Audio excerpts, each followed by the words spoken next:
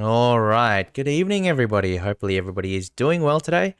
Well, it was supposed to be yesterday. So I had a planned stream yesterday, but I wasn't able to go through with it because I wasn't feeling too well. So that's a little unfortunate. But thankfully, we are here today and we are here to play a little bit of the life and suffering of Sir Brant. And so, what this is. What this is it's a text adventure RPG. So it works, right? It works. Hold on, let's see if we can put the volume down a little bit more. So what happens is that it works as a text adventure, and it kind of operates like a choose your own adventure book if you've ever read one of those. So something like Goosebumps or something along those lines. And the way it will work is that you have text and the story, and then you'll have different junction points and flash points, and at those flash points you need to make a decision, and there are consequences to those decisions, as we'll soon find out. Now, what's really important about this game and about this world is that it is really, really brutal and unforgiving. It's a very deterministic world. It's a very deterministic setting. And so what that means is that even from birth, your lot in life, the lot has been decided. So if you're born to noble parents, you are a noble. If you are born to commoners, you are a commoner. And our character, Sir Brant, is currently in a situation where he's sort of living on both sides because his father is a nobleman, but his mother is actually a commoner. So in the eyes of society and in the eyes of the gods of this society, he is considered a commoner. However, because, they have money and all of that stuff, then he is still afforded, a reasonable education and a reasonable life. But reasonable being relative to the setting, because I had a stream maybe a couple of weeks ago where I went through your childhood, and it's actually pretty brutal.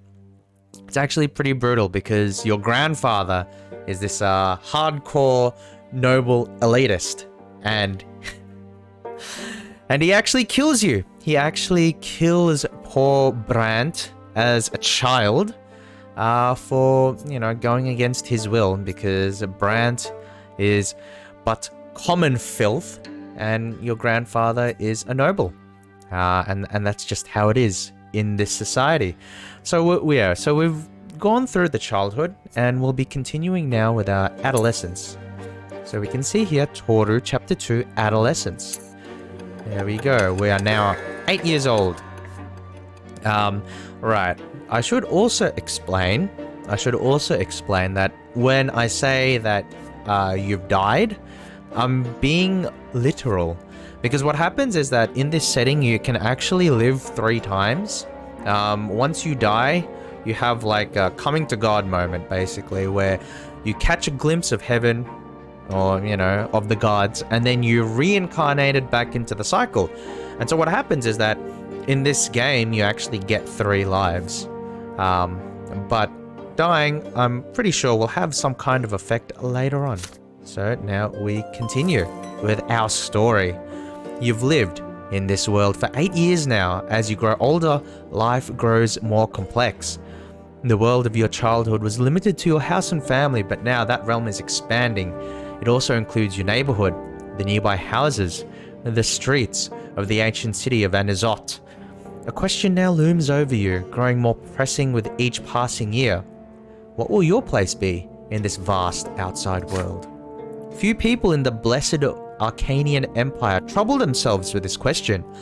It's not within a man or woman's power to choose. Their destiny is predetermined by their birth and those who bore them. And yet, your peculiar birth has granted you a choice. Your father is a man of nobility, a worthy example in matters of duty and honor. Your mother is a commoner of lowly estate, humility and patience made flesh. And your sky is ablaze day and night with the light of the shining pillar, the beacon of the clergy. your back bears the mark of the lash. So once you reach a certain age, then you basically get taken to church where they do like a confirmation of your role in life. And because Brante or Tooru has to suffer the indignity of being a commoner in life because his lot is decided for him, what they actually do, it's brutal because like we're talking about grown adults here. They actually lash and whip kids, right?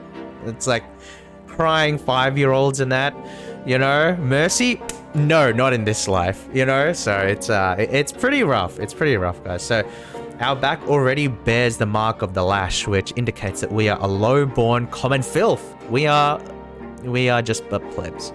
Will you accept the drudgery and suffering that is the lot of the low-born for your entire life? Or will you follow in the footsteps of your father and your father's father and fight for the right to serve the empire as a noble of the mantle? Perhaps you will follow the twin god's word and offer spiritual guidance to others. The answer lies out there in that vast, terrifying world. What awaits you beyond the walls of your home? Alright, here we go.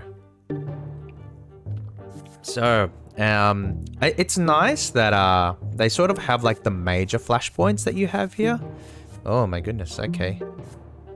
Oh my goodness, okay. So these are all like potential events that you can undertake over the course of this chapter.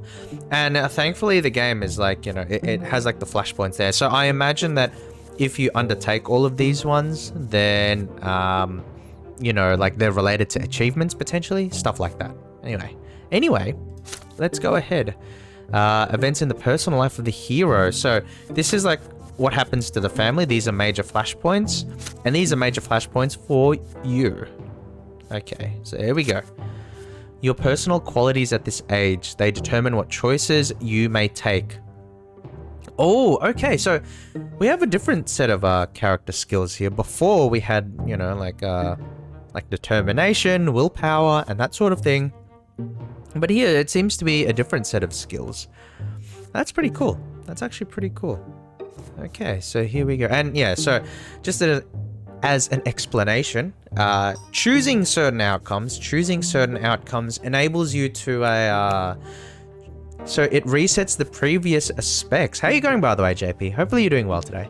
I don't know if it resets the previous specs or if they come back into focus later in the game, you know. But what's nice or what's cool is that a lot of your choices are linked to these different skill sets.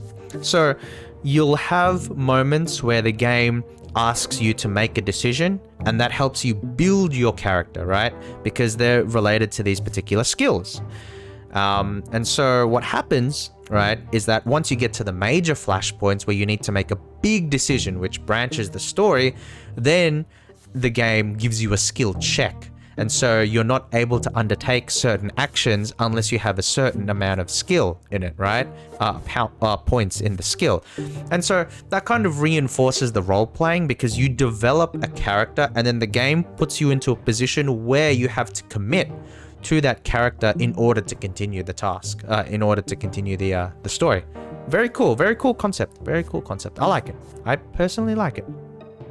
Work is okay, cause a chill, but got some tasks still. That's a bit unfortunate, but you know, like at the end of the day, as long...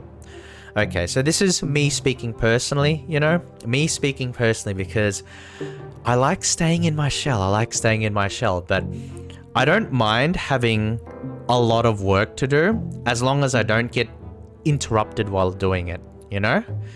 Yeah, as long as people don't try and bother me, as long as people don't ask me to do things last minute, then even if the workload itself is pretty high, then as long as I can focus, I can sit down, you know, keyboard ready, you know, water on table, eyes focused. Yep, it's working time, you know. As long as I can focus on the work, then I'm actually pretty good at getting a lot done. Yeah, and it's just a matter of not getting interrupted. We'll do the basic ones while listening in and peeking here and there. No worries, no worries. That's good to hear, good to hear. I'm glad that you're choosing to spend your time here in this stream. So here, these are personality traits and things that we have from the last stream. So we have 5 willpower. So certain actions will expend willpower, and we want to build this up as much as possible in order to be able to take action, decisive action in the difficult choices. And we died once. See, we can see they died once, died twice, died thrice, and then the true death. These are the sections that open this chapter. Okay, so extra things are available now, which is nice. I don't know if I'll actually read all of that, but we'll see. Here we go. So the year is 1126. The family expects more and more of you as you grow up. The teachers and tutors hired by your father keep you on your toes all the time. Your life these days is dedicated to studying for your future. Ghoulish, thank you. Thank you for the host. Thank you for the host, Ghoulish. How are you today? How are you? Hopefully you're doing well. How was uni? How was uni? If you had any classes today? Hope you're doing well, Ghoulish. I hope you're doing well. I actually caught a little bit of I was lurking in your chat a little bit when you were streaming Genshin the other day. Unfortunately, I didn't say anything. I'm still pretty shy, but yeah, I you know, just lurked a little bit in your chat. Just lurked a little bit as you were streaming Genshin a couple of days ago. Classes was meh. Oh, that's unfortunate. That's unfortunate. Hopefully they improve. Like, I mean, you know, classes are classes, unfortunately, but there will be good times and bad times. So fingers crossed, you know, like if you have annoying tutorials or annoying lectures, you know, as the curriculum moves forward, you'll move into topics that are either more interesting or presented in a much easier way. You know, so fingers crossed, you know, the classes will not be so stressful going forward. Your life these days is dedicated to studying for your future, for the future of the Brante family. Your younger brother, Nathan, keeps growing up too. He can hold a conversation now. You never refuse him when he comes to play, provided you have a bit of free time between your demanding lessons. Oh, there's thunder. Nice. The game actually has sound effects. It is a rainy day today. Father and mother have gone to a ball and they left Nathan in your care. You lose track of time over the books in the sitting room and Nathan goes off alone to splash in the creek. Soon you hear his voice begging you to come outside. He's on the porch, sobbing, all covered in dirt. You walk to him as he continues to bawl. Oh, poor Nathan. So what's going on, little brother? What's going on? Why are you wet in the rain and crying? What's going on here, big guy? It's all that kid. He pushed me into the ditch and called me names. He said I was a fancy pants fool. I said I'll go call my brother. He's still there. You have to go punish him, Tooru. Oh, no, Nathan, please. He's being petulant now. He's being petulant. Nathan points at a lopsided wooden house further down the street where the porter artisans live. You see 2 boys lingering there on the porch. They are both clearly commoners, but far from poor. One of them is almost as tall as Nathan, and he frowns in a funny way, just like him. The other looks older, almost your age, but he's more broad-shouldered and taller. His name is Thomas. You've heard it before. There, Tooru. That's him. Get him. It's pretty funny, because it's like, you know, you have the stereotype of like the younger brother who's like, you know, who causes a lot of mischief, who's, you know, really annoying, who causes a lot of, you know, whatever. And then, you know, in order to get out of trouble, in order to, you know, not get confronted, he just calls his older brother. So that's what we are today. That's what we are today, guys. We're the older brother. Bailing him out of trouble. Nathan points at the younger boy and hides behind your back. Thomas grins and rolls up his sleeves to reveal strong forearms. He must have been helping his father with manual labor for quite some time. Listen up. Oh, whoops. Listen up, rich boys. We don't give a damn about you or your friendship. You don't let nobody call our home a stinking rat hole. Your little brother earned his ditch dive. See? I told you guys. Nathan was being a little shit. And then he got punished as a result, and now he's coming to us to bully these guys. But wait. Let's not jump to conclusions. I hope we get the chance to ask Nathan what's going on. Maybe next time he'll dress normal and stop picking fights with people who can throw him in the mud. Your hands clench into a fist before you react. Nathan called them names first. No wonder they did the same. That's how it goes, but pushing your brother into a dish is too much. Thomas stands tall and confident. He sees no threat in you.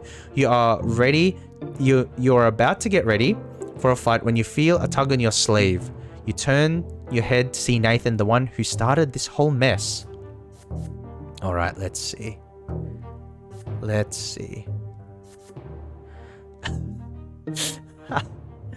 Come at Thomas and give him a beating. Say your brother is to blame. Let them resolve the matter peacefully. So, what should we do? Actually, no. I remember in the last stream, Tooru is an irrational hothead, right? We are a hothead. So we're gonna go right at Thomas and just give him what for. You simply have to teach that jerk a lesson.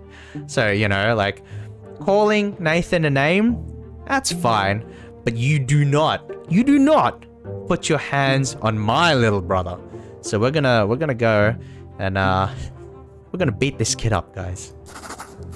All right, here we go. The bald-faced bully is taller and clearly stronger, but nobody talks to you like that. You leap at Thomas and start tearing into him. He jumps backward, surprised by your assault. It takes him a moment to compose himself, but now he is ready. His fists cover his face, and he attacks you with a quick jab. It is now your turn to take a step back. You start trading blows, huffing and puffing with rage. The younger brothers gawk in awe at the sight. I like the fist too. It's like the raised fist, but you can see the veins. Look at the veins, guys. Holy cow. You are, you know, Tooru is platinum mad right now. Thank you for lurking. No worries, ghoulish. No worries. Appreciate it. Thomas does not resort to fancy moves, dirty tricks, or stupid taunts. He displays nothing but skill earned in many a street fight, and his heavy fists aim for your head. You keep dodging him again and again, trying to reach him. He takes a couple of glancing blows, but easily shakes them off. What a bruiser! You start swinging your fists with greater and greater fury. Your heart is pounding like a hammer. You see nothing but the foe in front of you. How much longer will this take? You're worn out. Your breath goes ragged, and your muscles grow heavy. Oh no! He's gassed. Our boy is gassed. Tooru, no! He should have worked on his cardio before he got into a fight. But there is no way you can give up now. Nathan is watching you. Desperate and out of options, you swing and punch Thomas square in the nose, then immediately let his fist smack you in the temple. Oh, mutually assured destruction. The blow rings through your head like a bell and blinds you for a moment. The sound effect, ouch. The world swims before your eyes. You clutch at your head to get your bearings. Thomas is standing in front of you, blood dripping from his nose. You no longer want to fight it out, and it seems your opponent would rather end it too. But you keep standing there, eyeing each other angrily. Then, suddenly next to you, you hear an angry shout. An enraged man in a craftsman apron is shaking his fist. Thomas's face contorts in terror right away. It's my father! Run! The punishment for fighting is flogging. And the mere prospect of that makes you run like the wind. Thomas sprints in front of you. You dash across the rotten wooden planks of the back alley. Sorry guys, I can't read. Up and over a lopsided fence, across a giant puddle, in one leap, and then forward into the tall grass. You hide there and stay quiet. You hear no sounds of pursuit. You exchange glances with Thomas and start laughing. His laughter is loud and infectious, but soon he cuts it short and it grows sadder. I'll get flogged anyways. My dad's always quick to give me a beating, and then he'll start nagging me about the lots and the prayers for days like he always does. Why do I always get myself mixed up in this stuff? But fighting's the only way to prove you're worth anything, right? You know what? Thomas is a kid, but like he's got balls. This kid's got balls. The adults didn't see you fighting, you tell him, so all you have to do now is convince him that you won't. Nosebleeds happen, right? Mother gets nosebleeds. Oh, jeez, what's happening to your mother? What's happening to your mother, Tooru? Mother gets nosebleeds all the time. Well, we could try it. Let's hope our little brothers don't tell on us. I'll talk to mine. There's a scratch on your head. Don't let them see it. Good thing I didn't hit you in the face. There. Good as new. You assure him that Nathan will never tell, and in return you'll make sure he behaves himself so that he won't get tossed into a ditch again. With that, you shake your hands with Thomas. We're friends now. His handshake is as strong as you would expect, based on his fists. You make your way out of the tall grass. You need to leave before Thomas's father goes to your family and complains about you breaking your lock. You come to a realization on the way back. You had no idea the place where you're hiding even existed, and it wasn't too far from home. Thomas smiles in excitement when he hears this. Oh, I know lots of places like that. I'll tell you what, if we get out of this mess today, I'll show you the perfect... I'll show you the old way to the old wall. It's the perfect place to build forts. I dragged a bunch of wooden planks there. Too bad it's no fun to build all alone. My brother never helps. He just gets in the way. You emerge from the muddy back alleys united by a secret only the two of you know. It seems you've made a friend today. Yay! Awesome, awesome. We are now friends with Thomas Guerrero. He lives in the same street, born to a family of artisans. His dream is to change his lot, get a military education, and earn the right to a sword. He intends to join the Imperial Legion. What a lad, what a lad. That's how you befriend people. Yes, JP, that's how you befriend them, you know? That is how you befriend them, with a good old left and a right. Nice, very nice. Met Thomas. You've made a friend, a boy named Thomas. Alright, what's next? What is next? Year 2, let's go.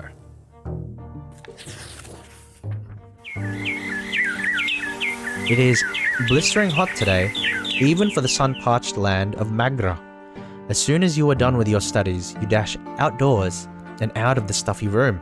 You and Thomas roll up your shirt sleeves, but it barely helps.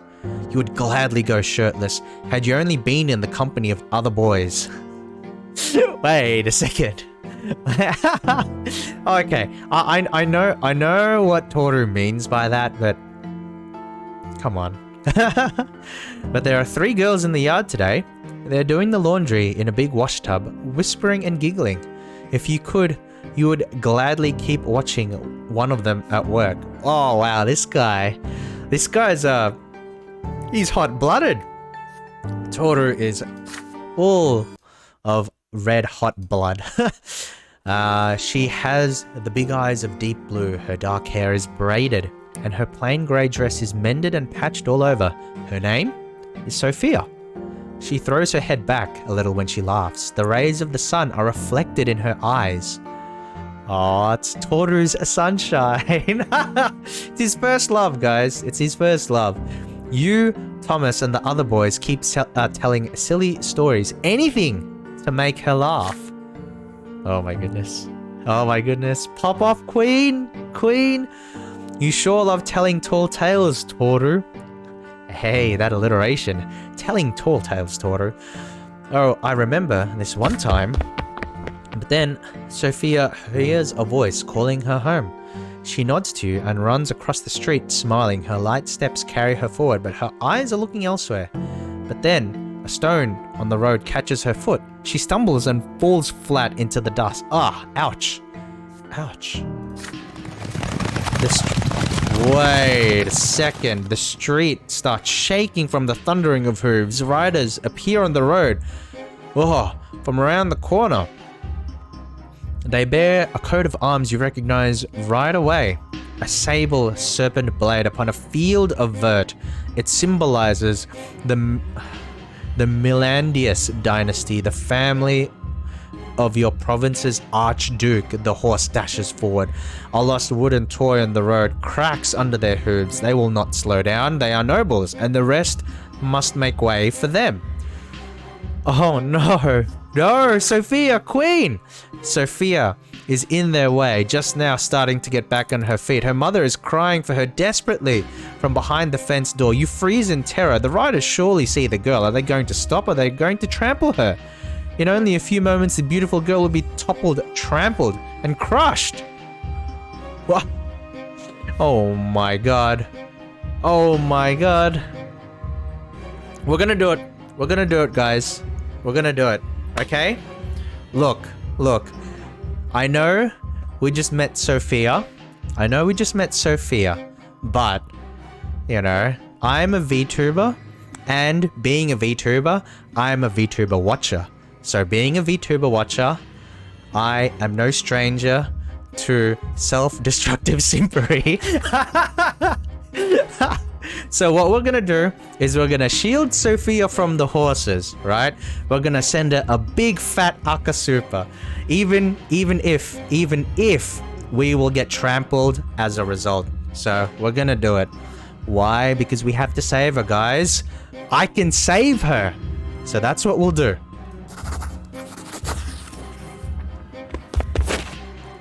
Okay, you throw yourself blindly into the road, swinging your arms wildly, dazed by the sound of thundering hooves. You can see nothing in the dust. For a brief moment, the horses slow down, just long enough for Sophia to get back on her feet and flee to the roadside. Oh my god, but then the riders dig their spurs in? They charge? What? They charge at you? Dozens of hooves knock you off your feet and roll across your body. Your bones crack, break, and crumble. Your ears are ripped apart by the thundering rhythm of their ride. Your innards are pulverized. The last thing you remember is the sound of your own skull caving in. Oh my god, that's brutal. Can you imagine though? Can you imagine, right? Like, it's one thing for nobles to not give a shit, right? It's one thing for nobles to not give a shit and then trample you, right? Because you're in the way. It's another thing to see you on the road and speed up. That's this this setting is a little messed up, but you know, it's the name of the game, friends. What's life? What's life without suffering? Second death. Impenetrable darkness surrounds you. You stand alone, bare to your very essence. It paralyzes you.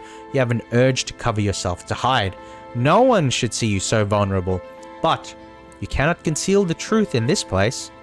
You are bathed in an unbearably bright light. It has no hint of warmth in it.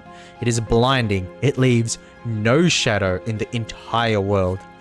Almost like you are a cyclist. Wow, JP, that's pretty brutal. Do you have a grudge against cyclists on the road? When you drive your car to and from work, or just when you drive your car in general, do you see a cyclist riding on the road and then think, hey, that's free real estate? Alright, so we've experienced our second death.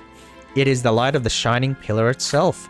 In this radiance, you can clearly see all your thoughts and doubts, your errors and transgressions, the contradictions that have permeated you since birth. They cover you from head to toe like rough, grey tatters, but they melt away in this light. You are naked. You feel liberated and whole. It is as though all the wounds and cracks in your soul have been healed, making it the way it should be.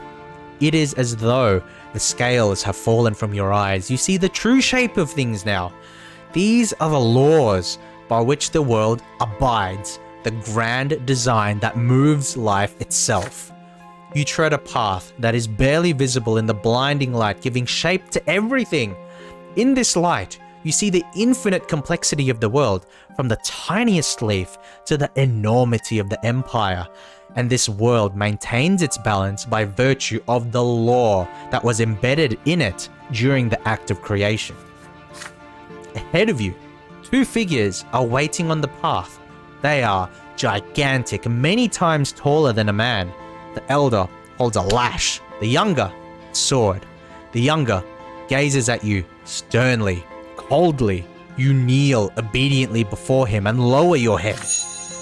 The god raises his sword above you. This is divine retribution. There is no law without it, nor can there be. Every action has consequences. This is what shapes the world, making its very existence possible. In this moment, beneath the gaze of the merciless God, you comprehend the law that binds the entire world together. Which manifestation of the law will you live by? So, what are we going to choose here? So, if we think about it, Tooru is actually pretty defiant. He's been pretty insistent on following his own rules because he's impulsive, he's hot-headed, you know. He cares not for the law. That's why he's died twice at the age of 8. So I think you defy the design of the, this actually could end up very bad for me, but you defy the design of the gods and the law that binds it together. So we're gonna go against the law. We are in our adolescent phase, all right? So we are rebellious. We are the edgy teenager. Tooru has been listening to a little bit too much of Linkin Park, right? And so he feels it. He feels the pain. Read the others first. All right. We'll read Empire. Okay. Is this not the ultimate manifestation of the law? The great and incredibly sophisticated mode of existence of all people. And then we have Lot. Here we go. So this is like the hyper-deterministic one. Your destiny is your own manifestation of the divine law. Family. It is the law that has been with you since the day you were born. Your family is a model of the world, a tiny universe, and it belongs to you just as you belong in it. Actually, family makes a lot of sense too, not just against the law. Family makes a lot of sense. Family is everything, cause your life's work shapes the world and thus you influence the great law itself? No, I don't think so. Yourself. You are an embodiment of the law. You have been made in accordance with the divine design. Maybe yourself. I like against the law for being edgy, but if we wanted to take a look at Tooru as a character and his motivations and how he operates, I think it would have to be family. So, call me Vin Diesel, but anything for family. The blade flashes. The younger sword slashes through the air above your head. You do not yet deserve your final punishment. The law demands that you continue your life. Your form has not been completely destroyed, nor has that of the world. The younger extends his gigantic hand and shows you the way. You must proceed. The path leads you to the top of the crown of the silver tree, spread wide in the white gleam. The branches are close now. It is time to descend. You are drawn downward into darkness. The shadows that had disappeared in the blinding glow creep around you and envelop you. This is to be expected, but the purity and clarity of spirit are still with you. Something is forcing your throat open. Air. It scratches you on the inside. Your soul is filled with struggle again, with the contradictions from which the fabric of this world and you yourself are woven. The divine light that gave you clarity is fading away with each passing moment. You have to open your eyes. Above you is the dark ceiling of the crypt. You are reborn. Then you can feel again. You sense your body, head, arms, and legs. The light fades around you, obedient before a will that is stronger than you. You return to the world. Such is the law of the twins. You will return to the world until the time of your true death, and in this world, you will have a body with which to feel pain and suffering and pleasure. You smell a sickly, moist odor. You open your eyes and see the figures of mother and father in the gloom of the family crypt, speaking to each other quietly. They stop as soon as they hear you gasp. Mother runs to you and locks you in embrace as father wraps you in his cloak. Neither of them says a word as they lead you out to the surface and back home. You've met a terrible end, my son. You're trampled by those horses. Don't be so careless ever again. The lives you were granted by the twin gods are not to be wasted recklessly. You would be punished for this, but the twins have already meted out their punishment. You tremble, your steps unsteady as you learn how to move again. Your body is eerily smooth, fresh and renewed. Even the recent scars and scratches are all gone, but there is something new on it. A fresh black mark, a reminder of your lesser death beneath those hooves. Remember that by the twins' mercy, we are all given enough time in this world. Should you die before your time, you will be brought back by their grace. For 3 times they will rescue you from a terrible fate, but the 4th death is true and final for all. Every loss of a life we were granted at our birth is a heavy blow to us, but the gods told us not to mourn a lesser death, and so we humbly accept this and move on. See, your body has been reborn anew, with all your wounds healed. Do not mourn your loss of life, my son, but thank the twin gods for their justice. Do not speak of this, and do not ever play by the road again if you wish to keep on living. There we go, there we go. I feel so sorry for Lydia. She's had it very rough in this life. You know, she's full of concern. Hold on, is my tracking broken? There we go. Oh my god, I saw Tooru like looking like really crazily up to the screen. I was like, oh, my webcam's busted, isn't it? Thankfully, I was able to re-engage that. You know, unless you wanted an awkward expression Tooru stream, and that would have been a bit funny. But no, like, I feel really sorry for Lydia, right? Because her entire life, she has tried, right? She has tried to live a faithful life according to her lot, and she has gotten nothing but shit for it, right? She's had a Menhero moment, right? She's had her Menhero moments, but by and large, she tries to be a good person within the framework that is set about for her by this universe. And so, like, she's very, very concerned about Tooru, because look, Toru's dying. Like, what kind of mother wouldn't be concerned that their child dies? Their 8-year-old child gets trampled by horses in a gruesome, you know, sort of murder. Not murder, but, you know, gruesome death, right?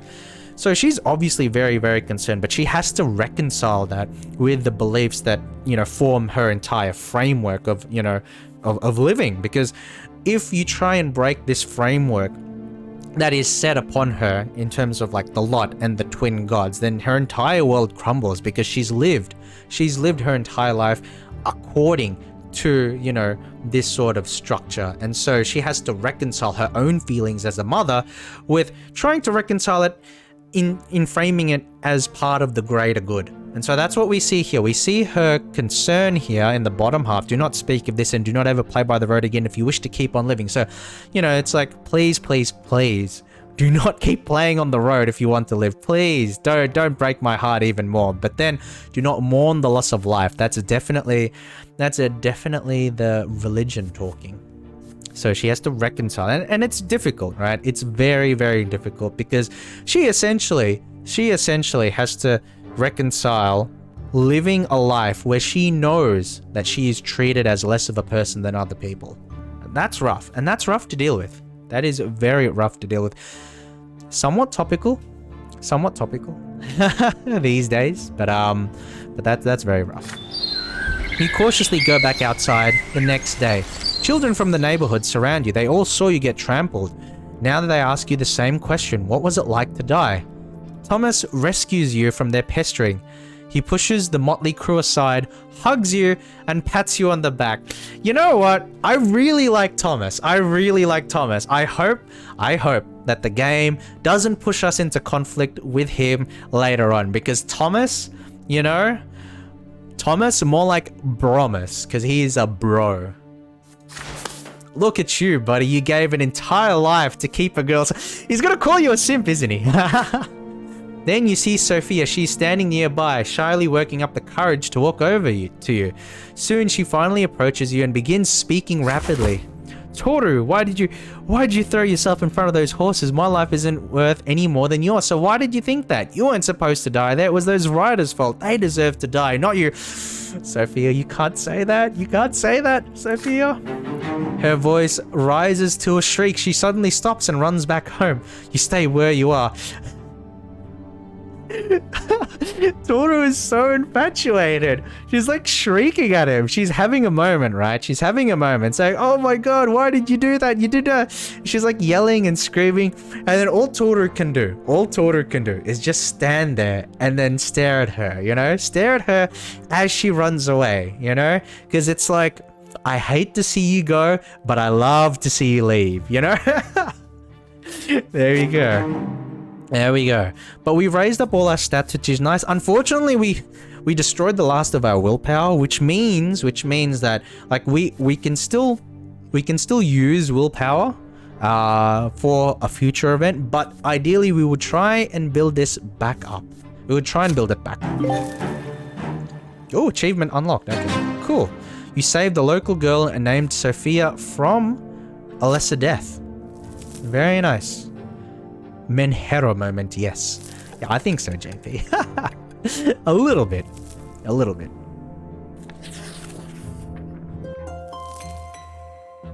Sophia disappeared after the terrible incident with the horses. Her friends gossiped that her parents... Oh no, her parents sent her off to serve a rich, noble dynasty. You haven't seen each other since that day, but you still remember Sophia's eyes, the sunlight shining in them. No, she graduated.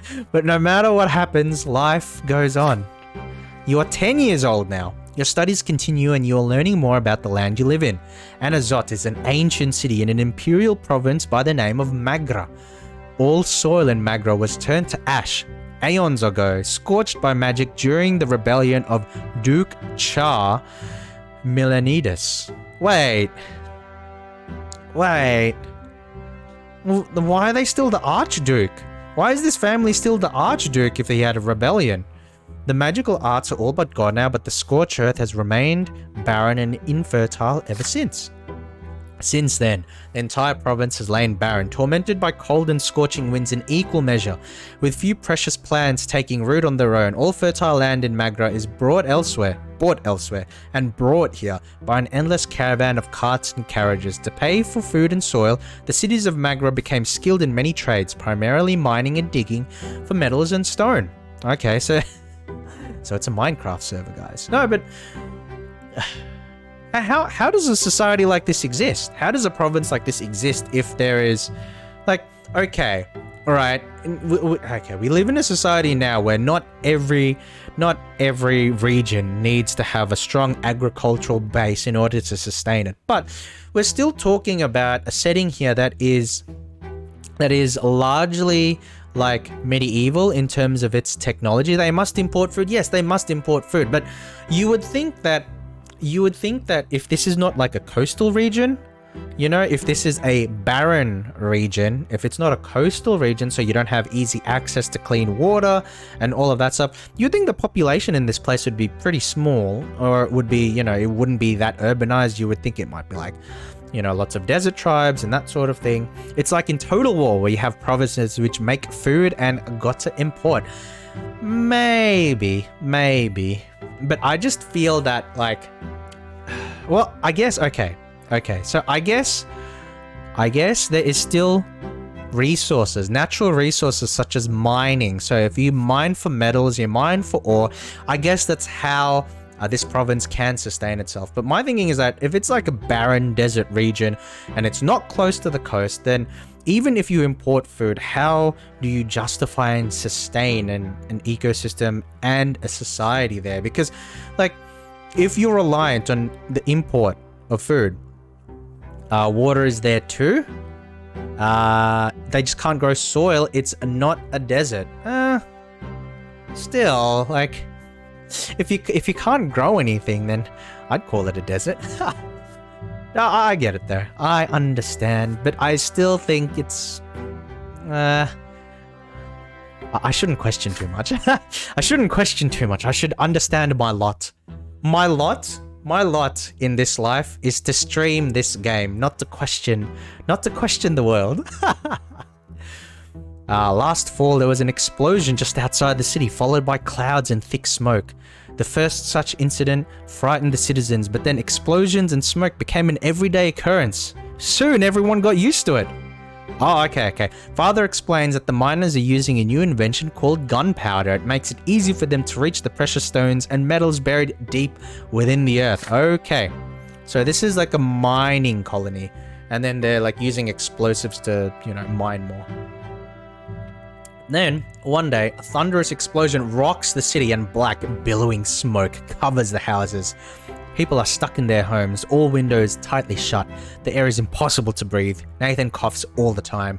Gloria and you cough only when nobody is watching. If Mother hears it, she'll make you inhale those hot herbal vapors just like Nathan.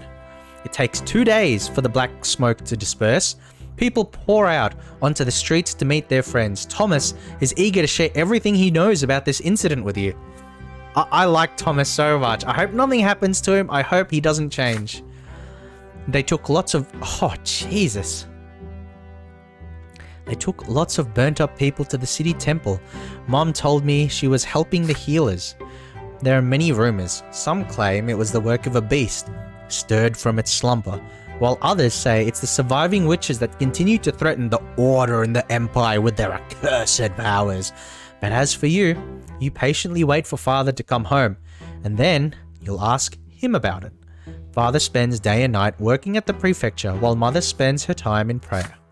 It takes a full week for Father to finally come home, and he's almost completely spent. Oh, he did the long shift, guys. He did the long shift. Can you imagine though, like working for a week non-stop? That's rough. That, it's funny because in this world, right? In this world, you have the nobles and the commoners. And because your father is a noble, you think that he has life pretty easy. And indeed, many nobles do have a cushy life.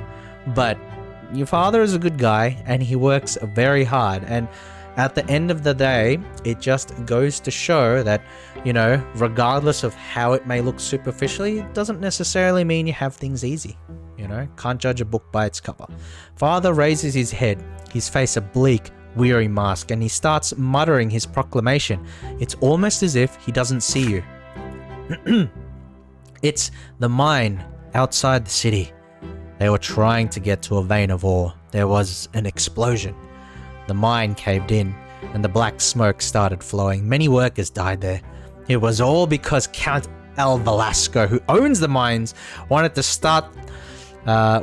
to start mining that vein before they were ready. Some of the workers weren't even reborn. Perhaps the twins thought their final time had come. The prefecture had been inundated with complaints from families that lost their breadwinners, asking the judges for help. Many people also lost their cattle to the black smoke. Count El Velasco blames the gunpowder for the disaster. The prefecture and the newspapers just repeat whatever he says. But it's plain old greed and tyranny of noblemen that are to blame. Why is the welfare of our province always paid for with commoner lives? Terrible. Count El Velasco. This weasel shit. No good. Then, without warning, he grows silent again. You keep thinking about it for a few days. Can a human life really end so easily? A single moment of bad luck, and you die, only to re-emerge from the temple or the family crypt with a new black mark on your arm. Or worse, you remain where you fell, dead, never to be reborn again. Ever. Oh, order goes down, wealth of Magra... So these particular things relate to statistics in the world. So there's less order in this city because people are pissed. People, you know, they lost breadwinners, they lost family members, they lost cattle, you know, they lost lives. But because this weasel bastard was able to get to his mining vein a little bit quicker, then the affluence goes up. That's not cool. During lunch, father tells you to stay home in the evening and prepare to meet some important guests. Your elder brother Stefan will return home by dinner tonight. Joining him will be your grandfather Gregor Brandt, as well as a noble friend of the family. You are excited about your brother's return. It has been years since you last saw him. How has he changed during his years away from home? Probably by being more of a dick. Tooru should know. Tooru should know what exactly, JP? Death? Death? Yes. Yes. Tooru does know about death. And he got brought back.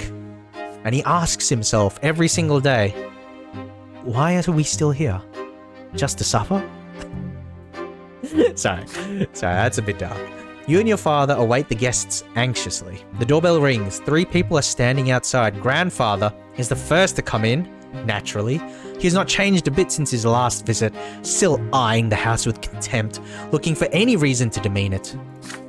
Grandfather is followed by a stately young man dressed in a jacket embroidered in silver, whom you barely recognize as your brother.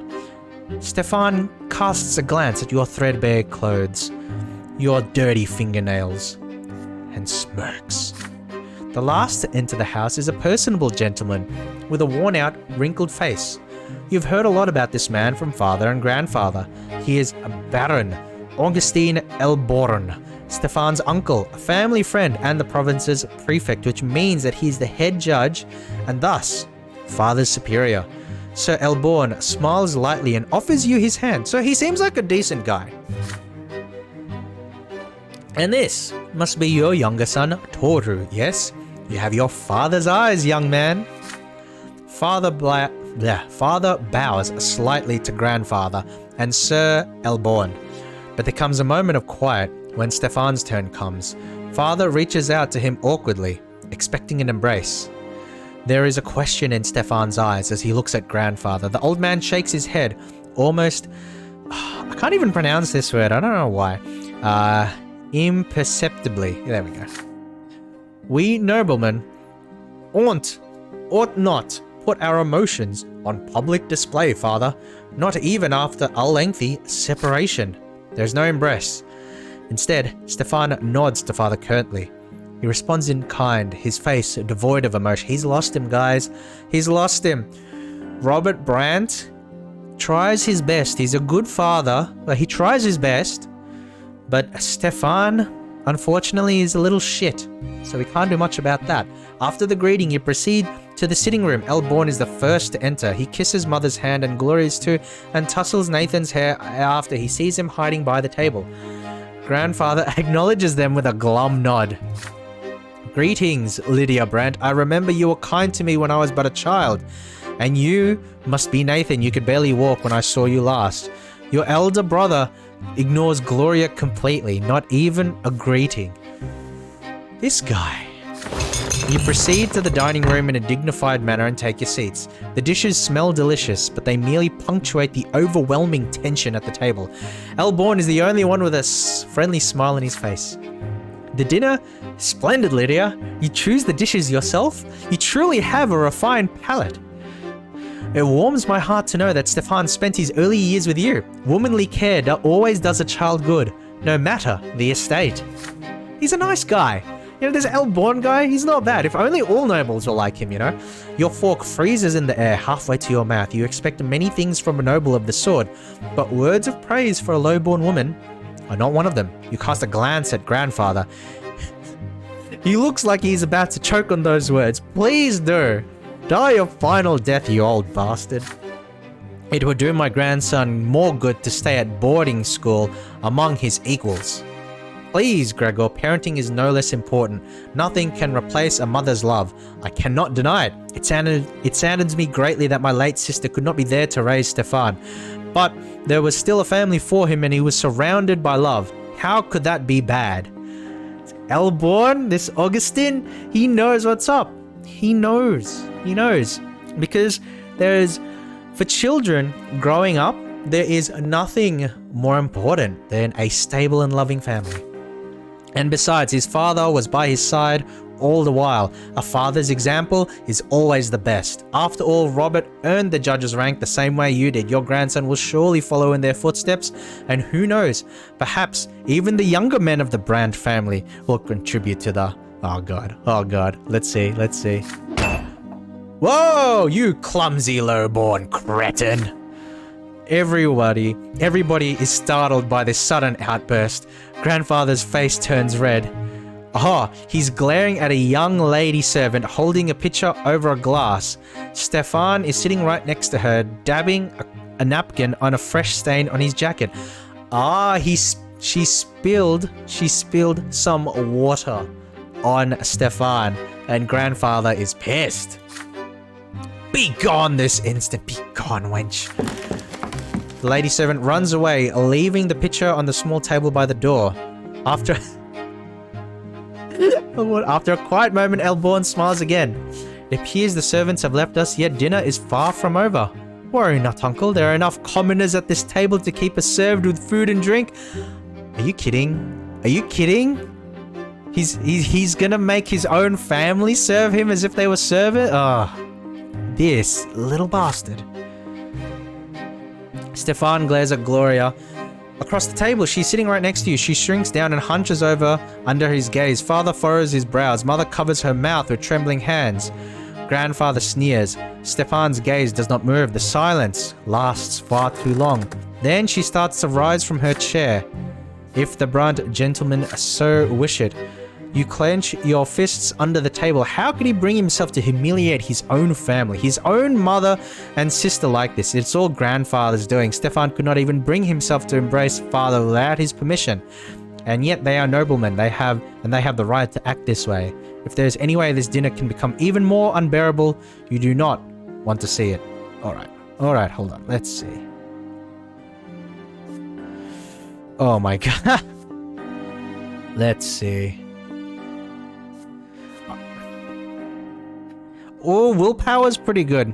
Willpower's really good. So I'm gonna do this because I was thinking about it already, where you stand up as well and then you help Gloria. So basically what happens is that, you stand in solidarity with Gloria here. Because at the end of the day, right? At the end of the day, if Stefan is not going to look after his family, then Tooru will. So we will look after family.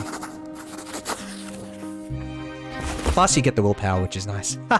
You deliberate for a moment, then take the napkin off your lap and rise to join Gloria. A moment later, you hear the sound of another chair moving. Your mother joins you.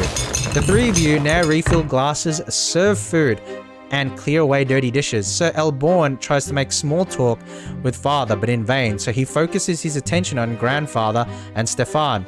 Grandfather is pleased to inform him of Stefan's achievements at the boarding school, especially his exemplary sword fighting skills. He constantly stresses the importance of your elder brother for the future of the family. You listen to him dispassionately as you continue serving new dishes to the table. As you wait at the nobleman's table, your sister and your mother never bump into each other. Your labor is impeccable. Grandfather could not have found fault with it even if he tried. Your shoulders and back are aching, but being a manservant inside your own house hurts even more. When the guests finally leave, Mother and Gloria embrace you with relief. You did not neglect your relatives and shared the humiliation, and the composure that you have shown has given you new strength. Alright. Very cool, very cool. It's very sad that such a situation has to occur, but if it does, we look after family, guys. We look after family. And we are full of power.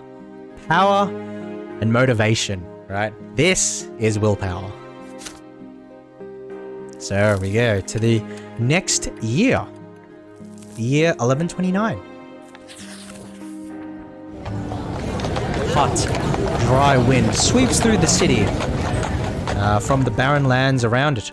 The noble residents of Anazot prefer to remain in their chambers while the commoners huddle in tents or in the shade of the silver tree. You are on an errand right now. Your father wrote a letter to a noble acquaintance, and you are to deliver it. Thomas, the boy down the street, is tagging along. The two of you are inseparable now. The errand is an easy one, so you decide to take this opportunity to loiter around the part of Anazot where the nobles live. So here you are, in the middle of the city square, resting on the ancient brickwork by the old fountain in the merciful shade of the gargantuan silver tree. Thomas is by your side, lazily slouching on the edge of the fountain's basin. It's a hard life for commoners like you and me, Tooru. Either you break your back in a workshop day and night, hoping someone will buy your goods someday, or you become a manservant to some noble. You never get a chance to enjoy life. This is our lot, you remind him. We work and endure and suffer. But Thomas waves your words away. Yeah. I know that already. Mother keeps drilling that stuff into me. We must be humble. Our strength is patience and persistence. So yeah, I say, but I want to make my fortune no matter what. Ain't that so how ain't that living by my lot, I ask you? By the lots, that ain't easy. Let's take you, Brante. Your father's a nobleman. But even if that didn't make you one, just look at your hands. You've never had to work as hard as me, but we have the same lot, so we're supposed to suffer the same. Or look at your father. He's a judge. He tours at the prefecture day and night doing his judging, and he's a noble. I've never seen an Arknian work as hard as he does. This little shit. You shrug. The Arknians are a different race. The books say they were born to rule over humans. They are never commoners, always nobles of the sword by birth. They founded the empire after subduing all the human kingdoms on the continent.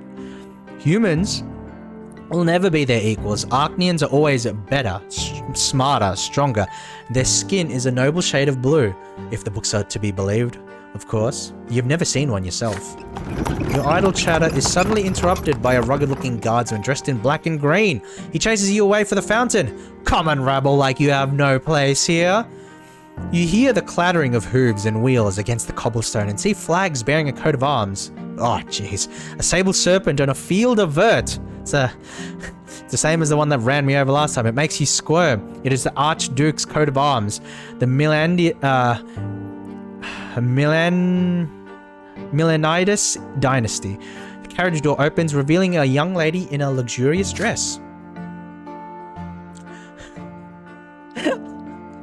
These Arknians are nothing special. Oh my god, my queen. You cannot look away from her.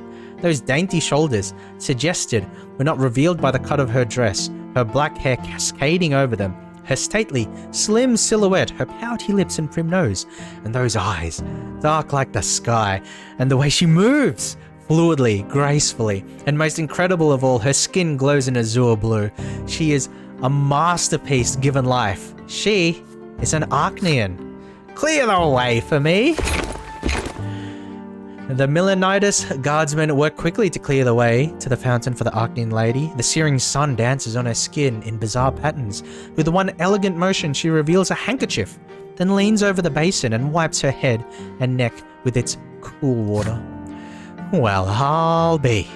That's Octavia Milanides, our Archduke's own daughter.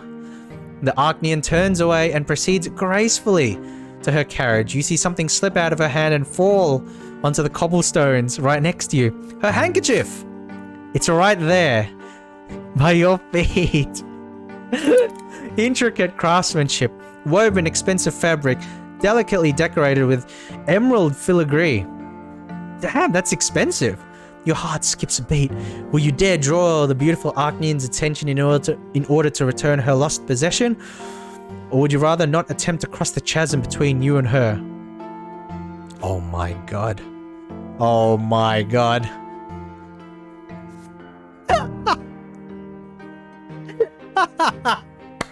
What is going on? What's going on? Keep the handkerchief as a memento?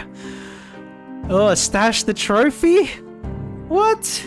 No. Planning to... No. No, we'll give it back. We'll give it back. We'll be nice. We'll be nice. We'll give it back, guys. We'll be back. Because... Tooru. Instant carver? Yes, instant carver. Tooru, you know, he's, gets, He gets a little influenced by the ladies. So, we'll give back the handkerchief.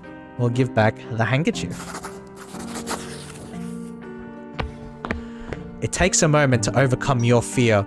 You follow the young lady Milanitis and call out to her in a nervous voice. She turns around, her beautiful face marred by a puzzled expression. You extend the dropped handkerchief towards her. Lady Octavia's face contorts into a sneer. She signs to the guardsman indifferently. Whack! Whack! A guardsman's gauntlet-clad hand slaps you in the face. It rings your head like a heavy bell. Your nose cracks obediently under this staggering force. The rest of you follow suit and you fall prone. You can discern the guardsman's voice through the painful din of your ears. Should I take the handkerchief back, lady? After a commoner's hands have befouled it, let him wipe himself with it for all I care. Handkerchief achieved. We got our loot, boys. Time to go home and sneak. No. The carriage drives away. Thomas runs up to you and drags you back to the fountain. Your head is still ringing from the blow. The faithful handkerchief is still crumpled in your hand. Oh, rip willpower. Seems like a nice person. Yes, most definitely so. Seems like a very nice person, right? But on the other hand, we did meet a girl. Wait, what was that about Sophia? We died. We died saving Sophia from horses earlier. Wasn't that a romantic feeling? Wow. I guess Tooru is just a man of his heart, you know? Man of the heart. Romantic punch. Yes. Very much so, channels list. Very much so. Welcome to the stream, by the way. Welcome to the stream. Alright. Next year. We are now 12 years old. We are truly an adolescent now. Truly an adolescent. Entering our edgier years. 12 years old now. You overhear an important conversation. It is a spring night, and Mother has just sent everybody to bed. You walk past Father's study and hear voices coming from beyond the door. Grandfather is yelling and Father is replying quietly. The elder Brante men are fighting, arguing about the place of the commoners in the city. You sneak outside to avoid Mother's attention and hide next to the window of the study.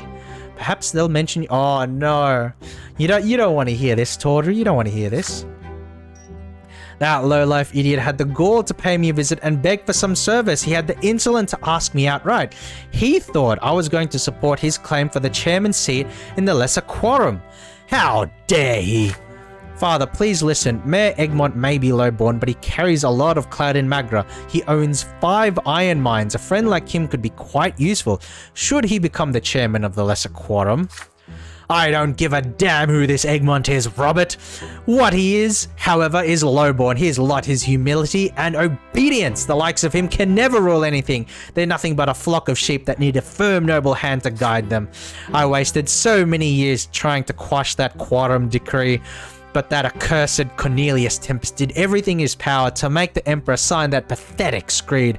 And now even lowlives can wield power. True power, Robert. Just the right to discuss the size of the Archduke's tax. Nothing more. That is only the beginning. What's next? Are they going to arm the lowlives now? Make them into judges? If the Empire rejects the foundations and the lots, the entire edifice will crumble. Bah!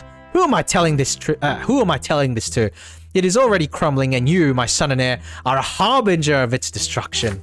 Father, I'm begging you, I do not wish to marry a third time. Lydia is a good wife and a dutiful mother to my children. If only you would allow her to. I will allow them nothing. Neither Egmont nor that freeloading wench of yours. What will you want me to do next? Live by the laws of the lowborn? I can already see where this is going, and I'd rather run my own sword through my gut than live in a country where nobles and lowborn share the same rights. You know what? That's not a bad idea, Gregor. Run that sword through the belly, right? I'll do it for you. Had to take a call, but I watched you experience that Blue Queen. Well, it's a good thing that you're able to see the important stuff, JP. You know, it's the important stuff. You might have work, right? You might have to take a call. But, you know, you always make the time to appreciate the queens. Oh, why am I so bad today? My only dream is to see the name of Brante in the blue book, but that dream will never come. True. They will never call me Venerable L. Brante, and it's all because of this marriage of yours. My only hope now is to hear Stefan addressed in such a manner one day. Thank the twins I didn't let you ruin the boy. He's about to grow up a true nobleman. His children will bear the name of L. Brante. You have 2 more grandsons. Those spineless milksops from the common lot, they're incapable of anything. The best your middle son could do is sneak into the Imperial College and get ennobled by the mantle, although I have grave doubts even for that. As for that downtrodden Nathan, I hold out no hope for him whatsoever. You hear your grandfather's heavy footsteps, the thudding of his cane, and the slamming of the door. It's time to sneak back home before you're discovered. No good. That grandfather? Oof. Not good. Alright. Here we go. School begins. You started studying at the school of Sir Tybor and begin to master the sciences. Finally the day comes when the teachers stop coming to the house. But before you can breathe a sigh of relief and put away the books, Father asks you to come to his study. You've grown, my son. It's time for you to continue your education away from home. I've chosen a deserving school for you. Sir Tybor's School for Children of Noblemen and Well-Off Commoners. Naturally, it is not a boarding school for nobles, so you will study there during the day and come home in the evening. You share the news with your best friend Thomas.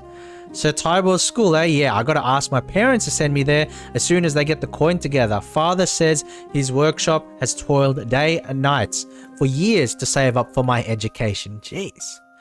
Well, Thomas is a good guy, so hopefully we can get... there we go. Thomas is a good guy, so hopefully we can meet up there. The school is based in an ancient estate of Arcanian design. The classrooms are all tall and spacious with massive benches. The sounds of scraping quills and lectures on history and imperial law and theology echo under the vaulted ceilings. The rules are strict, the lessons tiring. Restless Thomas keeps getting distracted, and several times he gets his hand slapped with a stick for it. Each teacher demands a flawless mastery of their subject. Every day, Father asks you about your studies. You've already told him twice how Magra joined the Empire, how the Nobles' Court of Honor is different from the Commoners' Civil Court in the city prefecture, but Father keeps pressuring you to work even harder. When it is time to go to bed, Mother will not let you go to sleep until you recite a newly learned prayer for her. And when it is time to go to school, you promise her every day that you will behave with great humility and steer clear of insolent behavior of any kind, for you still live by the commoner's lot, and that lot is hard work and suffering. Your first month in school draws to a close, and the teachers announce that there will be exams at the end of the month to determine the best and worst students in each subject. Father insists you devote all your spare time to studying law and history if you wish to follow in his footsteps. But when you speak to Mother every day, you start considering theology. You still remember the revelations and divine visions that came to you in your earliest years. You only have one day. Trust Tooru, right? Trust Tooru to breeze through school and then go, oh no, I got to cram for the exams. You only have one more day until the exam. You've locked yourself away in your room. It is already getting late. Your desk is covered by handwritten notes, surrounded by leather-bound books. Just looking at them makes you queasy, but you have to read through all of them again, at least for one of your subjects. There is a nagging thought on your mind. Thomas ended up in big trouble the other day. He got into a fight with several boys who live next street. They heard about your wooden fortress and got in an outrage about the fortification built by commoners. They swore to dismantle it tonight. Thomas swore he would defend the fortress until the end. Perhaps you should abandon books and rescue your friend in need. But then, you hear your little brother, Nathan, knocking at the door. He stands there, shyly, not saying a word. He often does that, standing still and staying speechless until either you first speak or he runs away. But this time, he actually says something. The door is locked. Are you okay, Tooru? Is there anything I can do to help? Your head is spinning. This is the last evening before the school exam. If you fail, your family will be very disappointed. You have to refresh your memory on law or theology, either one or the other. But Thomas and your fort are about to be stormed. Why today of all days? You grind your teeth in rage at the thought. And Nathan is by the door, trying not to bother you. He only wants to help you the only way he can, for reasons only known to him. Will you accept his help? I actually want to focus on law and history. Right? I actually want to focus on law and history. And the reason, right, because like, look, I do like Thomas. And going out and helping him would be cool. But, like, Tooru is like, now that Stefan has sort of been like corrupted by Gregor, by the grandfather, then Tooru, like Robert, our father, he's like put all his hope into Tooru to try and like help raise this family out of the situation that they're in. And Tooru, being like a loyal family guy, he cares very much about what his father thinks. So I think that he might go help Thomas, because I personally like Thomas a lot, but Tooru might focus on family history because he cares that much about his family, his father specifically. You push Nathan out of the room. He cannot possibly help you prepare for the exam. Get out of here, kid. Get out of here. Soon your eyes start to hurt from all the legal terms and chronologies and titles of imperial edicts. You repeat everything, every single line of it, until your head hurts and your vision begins to blur. When father walks in, he chuckles in approval. You fall asleep right there amidst the books. Then morning comes. You barely have the time to wake up before you're walking to the menacing edifice of the school. Time for law. All the students sit still, glued to their benches in terror. The teacher's voice singles you out. If a commoner insults a nobleman's honor, how ought he be dealt with? How ought he be dealt with according to imperial law? Bring the commoner to the prefecture, where the judge will sentence him to corporal punishment. And what if a noble takes a commoner's life by negligence or whim? The noble is fined by the provincial authorities. Surprising even yourself, you give the correct answers to these questions and the many more that follow. There we go. We're getting good. We're getting good at the law, guys. We're getting good at the law, friends. The next subject is the history of the Blessed Archnean Empire. You masterfully recount the history of every province as they merged with the empire, from Monia to Magra, and then you recite the names of every tempest who has ruled the empire. You conquer every question the teacher asks you without confusing a single date. You get the highest grade in law and history and an average grade in theology. You relay your teacher's praise to father over dinner. He smiles, pleased with you. Are you winning, son? Yes, I am, Dad. Yes, I am. Well done, my son. I can see how hard you have been working. Keep at it, and you'll be among the Empire's greatest servants. I am proud of you. Very nice. Yay. Very nice, very nice. Your education continues. As you study imperial law, you come to realize that there is a certain hierarchy even within the noble estate.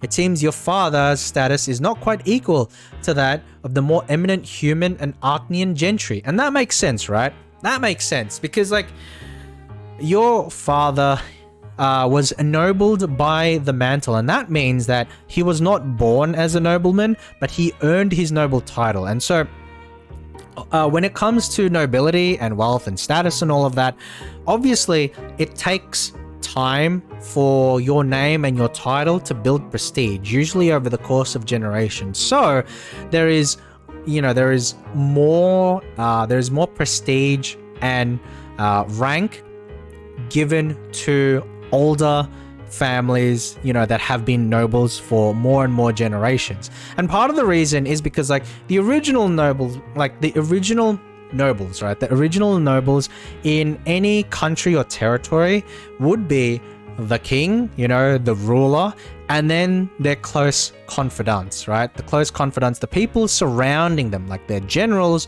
or their advisors, and they become nobles, like when you're like building like a new empire, for example. So an example would be I guess an example would be, let's see, a real life history would be like Alexander the Great. So Alexander the Great, came from Macedon, led Greek and Macedonian armies into Asia Minor and then into Persia, conquered much of the known world, stretching from Greece to about like the cusp of India in terms of territory. And then when he died, what happened was that his empire was split up amongst his generals and advisors, and the nobility in all of those regions were like the people who were closest to the generals, right? Because they created a new class of nobility because they were Hellenic in origin, right? So you have like Persian territories or Egyptian territories or territories in the Levant, but they were ruled over by a Hellenic and Greek noble class. And the original nobles in that kind of society, they came from the people closest to the people at the top. And so that's why sort of being a noble for longer grants you more prestige, right? Like over the course of generations, because it means that you trace a closer connection with the people actually in charge. And that's why it's like that. So your father, who only earned his noble status in his generation, does not compare to a nobleman who is born into nobility, several generations in, right? And that's one of the reasons why your grandfather is so pissy about all of this, because the way that your father is and the way that you are, marrying common woman, the grandfather himself is not able to create his own legacy, right? His grandfather is not able to claim his own legacy and become more of a noble, because your grandfather as well was also ennobled by the mantle. He became a noble. There we go. And so that's why it's like that. That's why there's more prestige. That's why there's more prestige and power lended to old blood. There we go.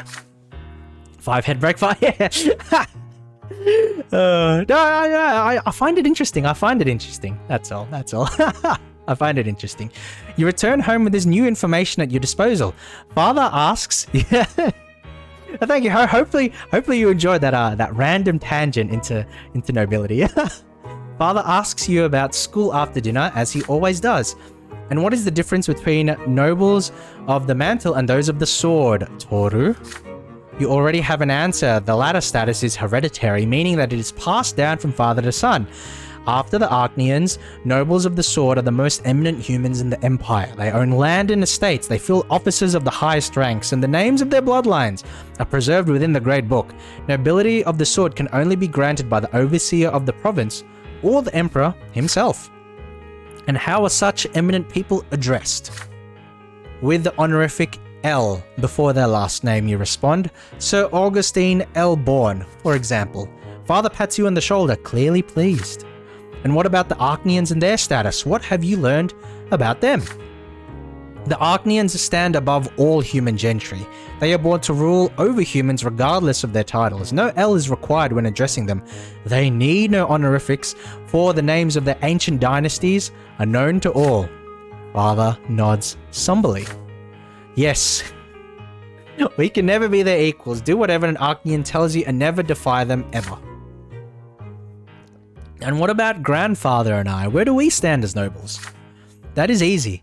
Father and grandfather are nobles of the mantle. This title cannot be inherited, but it can be earned by any commoner as a reward for great service to the empire in the legion or as a civil servant. I've always wondered about that, right? So, they say empire in the legion, but then at the same time they say only nobles of the sword are allowed weapons and can fight in the army.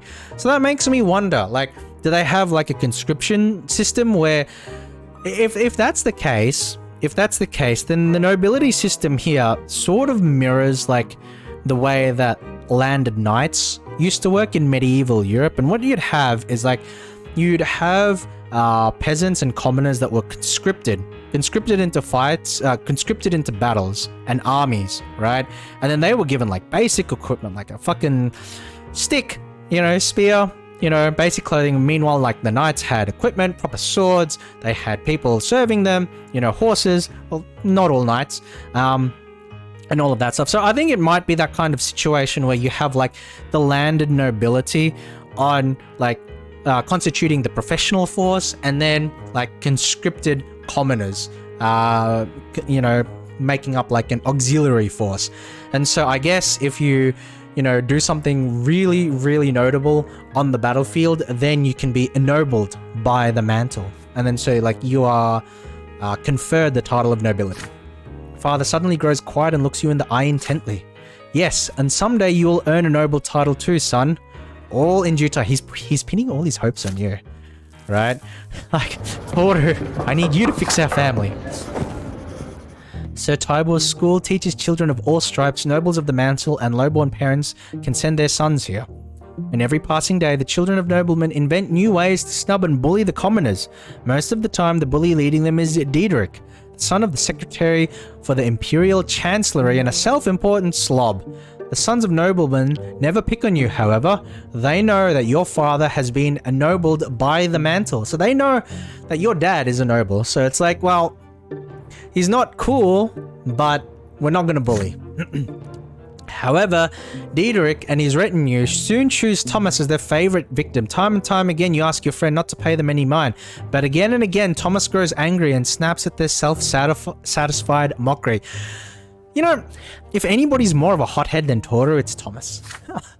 It is early morning. The students are busy flocking to the classroom for the next lesson. You wave Thomas over when you see him. He waves back at you.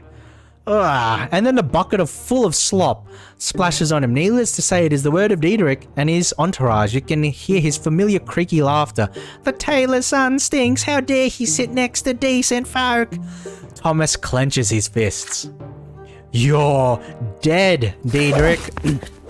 He throws himself at Diederik's haughty entourage like a soldier ready to wage war. He attacks them first. That is just what they expected, and they are free to retaliate. He barely makes one move before 4 pairs of hands grab him at once. Diederik sneers and kicks your friend in the belly. Thomas gasps for air and starts coughing. You stand between them as Diederik readies another kick.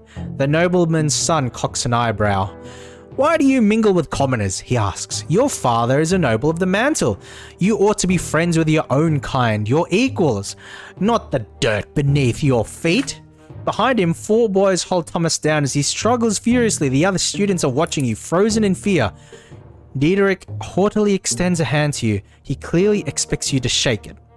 What will you do? I want to help Thomas. No, I don't. Do I tattle to the teachers? No. No, I don't tattle to the teachers. I'm definitely not shaking his hand. You know? Actually, no, Tooru's a hothead. We'll challenge him to a fight. Guys. You know what? Diederik? Your face makes me sick. So let me break it. We will stand up for our buddy Thomas. You do not shake his hand. Instead, you challenge Diederik to display at least some dignity by fighting you one-on-one. That is, if he considers himself a nobleman's son, of course. Diederik's face grows serious. There's no way for him to refuse this challenge in public. Diederik makes a sign and Thomas is released and pushed to the floor. He gets back on his feet, cursing and itching to rush at them again. But you hold your friend back. The teacher of imperial law comes into the room just in time. Everybody returns to their seats. A day full of lessons begins.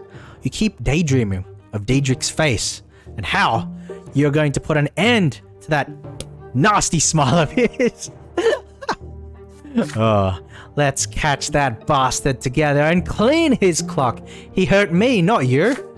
The deal has been made, you tell your friend. This is a matter of honor now.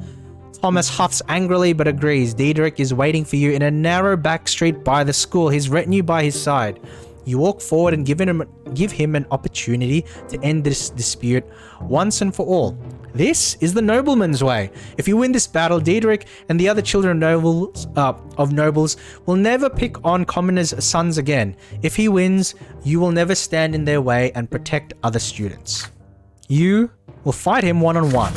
Diederik walks forward uncertainly. You see like the fist?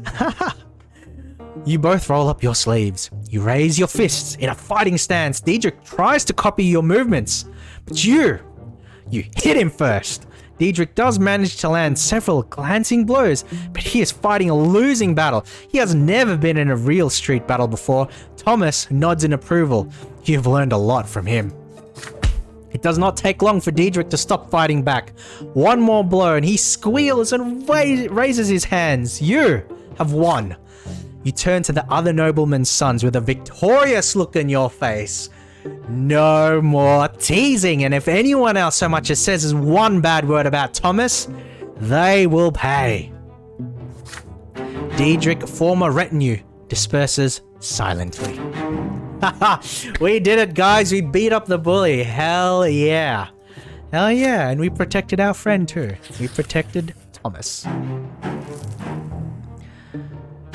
This event is a consequence of your previous actions. Okay.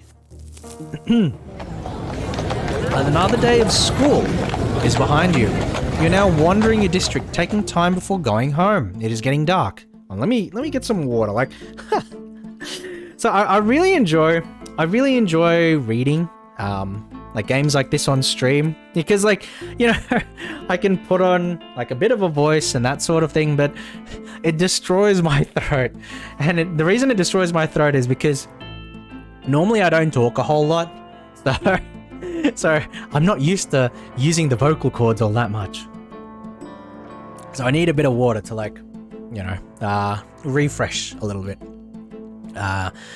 You are now wandering your district, taking your time before going home. It is getting dark. Soon, you're walking past the splendid mansion of Count El Velasco, one of Magra's richest landlords. You hear a familiar voice from the other side of the iron fence. It is Stefan's voice. It is followed by the sound of a young lady laughing. You peek through the fence and into the mansion's garden. And indeed, there you see your elder brother dressed like he is going to meet the emperor himself.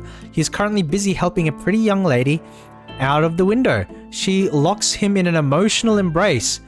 You recognize her, Maria El Velasco, Count El Velasco's daughter. And as the whole city knows, she is already betrothed to another young nobleman from a far more illustrious family. Ooh, forbidden love. You know, it's funny because, like, when I saw Forbidden Love, I was thinking, oh, it's Tooru in love with either Sophia or Octavia, you know, those two girls. But no, you actually are witness to your brother's forbidden love. Let's blackmail him. Nah, forbidden love. Oh, Maria, I thought I would help you come down to earth from your heavenly abode, but your very touch brings me to the heavens. Oh, this cheesy motherfucker. He picks the Count's daughter up and holds her in the air. She laughs almost imperceptibly and kisses him on the cheek, but then Stefan takes her by the chin and turns her to face him. The lips join in a kiss. A flurry of emotion washes over you as you watch it happen. Stefan is putting the reputation of his entire family at risk. Acting so frivolously with the Count's daughter may turn the Count's influence against all the Brants, and yet Stefan always speaks so highly of noble bearing and composure and family honor. Stefan's face is glowing with joy. Your older brother, he is happy, truly happy. You've never seen Stefan like this, as his arms hold the Count's daughter in a tender embrace, so gently, as though he fears to hurt her. And Maria reciprocates his feelings. Must you really rob them of their secret joy? If you never speak to him about this, no one else must hear it. You wait by the gate patiently until Stefan decides to return from his escapades. He's startled when he finally notices you standing by the gate. Oh. Oh. Oh.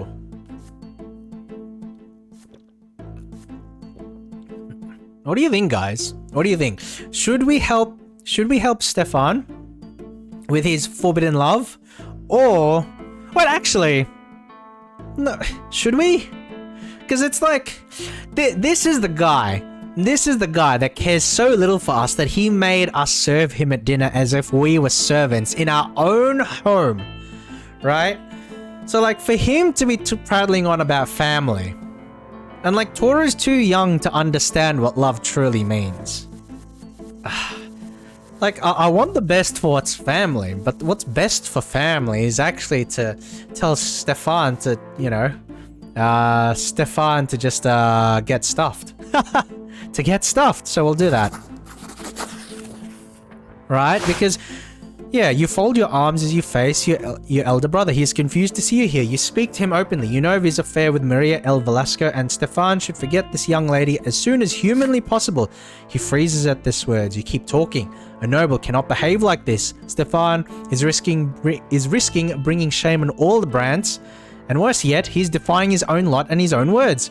His honor, Maria's honor, the family's honor, all of it will be harmed by his recklessness. How could Stefan have forgotten about this? How could he have let his emotions Okay, I feel like this was the wrong option because Tooru is very impulsive and hot-headed. Why should you have to be the one to remind him, to remind a born noble about this? You, who were born a commoner. Stefan frowns, but lets you keep talking. You wait for his anger, but there is none. When you are finally done speaking, your brother stays quiet for a long moment, then sighs heavily. Yes, indeed.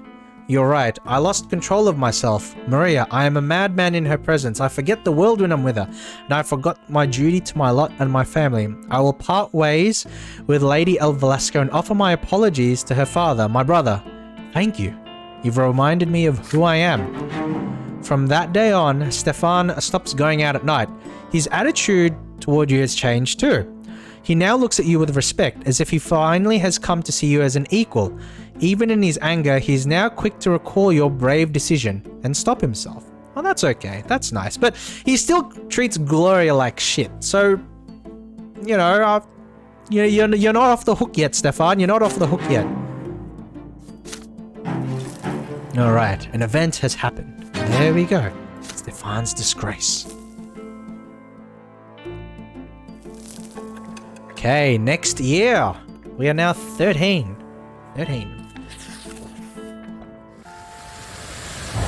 Your theology teachers tell you more about Anazot. It is more than just the provincial capital. It is also a sacred place blessed by the gods. It is where the twin gods, first disciples, spilled their blood, and from that blood grew the sacred silver tree. Its enormous foliage hangs over the city. You see its branches in the sky every day, but you have never approached the trunk of the tree yourself. Today, you'll be taking your first trip to the silver tree. Your class is visiting a service in the great temple by the tree's very roots. Thanks to your theology teacher, you and the other students will witness this landmark of the twins' advent up close. Everybody is excited. Soon, you and the other boys enter the slums surrounding the church district of Anazot. The roots are pulsating under your feet. They spread underground all throughout the area. Pathetic, cramped hovels and filthy streets surround the trunk of the tree. They are home to paupers, day laborers, and preachers. The people of the district bow humbly to you and point towards the temple. They seem at peace, despite the abject poverty in which they live. All who live directly beneath the tree are filled with its divine grace, your teacher says. People come here to make peace with the world and their fate in it. Your class is unusually quiet. Everyone is listening to the rustling of the leaves and the underground beating of the roots. The sky above you is obscured by the tree's canopy. You find the temple of the twin gods right next to the tremendous trunk of the tree. It almost seems a part of it. There is a crowd there, pilgrims dressed in traveling clothes, paupers and beggars, common people of the city, and the occasional well-dressed noble. There are arguments amongst some people who are gathered in separate small groups. Many people are wandering around, staring upward at the tree's branches. Whoa!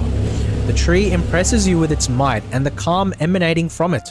You're filled with the desire to sit down and think of the world, to learn something about yourself, to touch the silver-white bark and hearken to the whispering leaves.